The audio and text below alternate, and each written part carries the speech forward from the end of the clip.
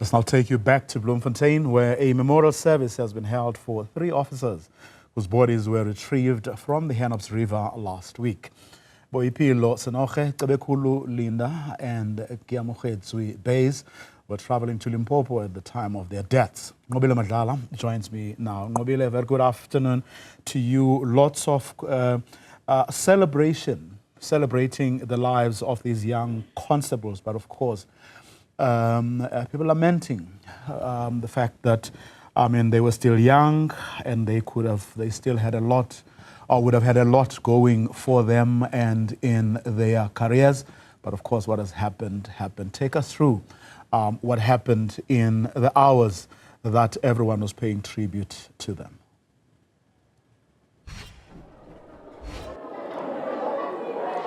Well, yes, indeed, Vuyo, a very sad one and moving one indeed. We saw some of the families consoling each other, but at the same time, we heard from the colleagues as well as Nqobile, who is basically the person that would be in charge of them where they were in Limpopo. And when we heard from him, he spoke about the rare skills that they provided, how important it was. We also heard about Senoge, who was based here in Parkberg. And we were told about the work that she did, but also the impact she had on some of the officers that she worked with. I am now joined by Fanny Masemula, who is the National Commissioner, to speak to us about this day.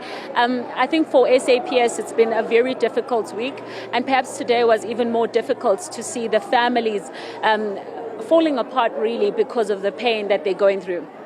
Thanks, and afternoon to you, Nqobile, and your viewers. It was indeed a difficult day as we were having the memorial service of all the 3 colleagues. But at least what we say, South African Police Service, is that at least we found them. Remember, there were too much speculation about them before as to where they are, and nobody knew what has happened.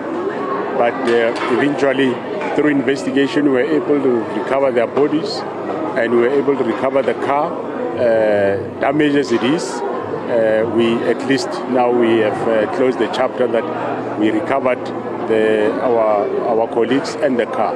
But with the car, we do accept that it is an accident, but however, we are going to investigate the car with a view to find out exactly what would have happened. We have experts that will be able to reconstruct and tell us exactly what has happened. But for now, yes, we accept it's an accident, but we want to know how did it happen.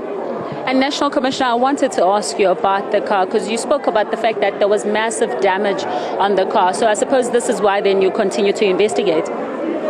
Yes, we do investigation. There's massive damage on the car, but of course, according to the experts preliminary, they say indications are yes, the car did hit something like a pole and got damaged. And they say in the water, a lot of things happen in the water. They pull and push by the water. So, yeah, at the end of the day, we accept, but we are in the process of investigating the car itself, and we'll update the family at some time. And talking about the family, what happens now? Because we know you're going to be part of the funeral, but what happens next? Some of the families have spoken about that some of these officers were actually breadwinners. Well, in terms of SAPS, the officers were quite young. Obviously, the government employees pension fund rules applies, and there are certain rules that apply. So I don't want to talk to those which I don't know. And from SAPS side, we submit documents to the GPA, and the GPA will pay the next of kin. And yeah, that is it. Thank you very much, Commissioner, for speaking to us. Well, this is the Commissioner of Police, Vuyo, and he's explaining to us, of course, details in terms of what goes on now going forward. But it was, in fact, a really moving memorial. We saw the families, a lot of them just still going through the pain of losing their loved ones, but also having to consider the fact that some of them were breadwinners in their homes, so they have to also live with that reality.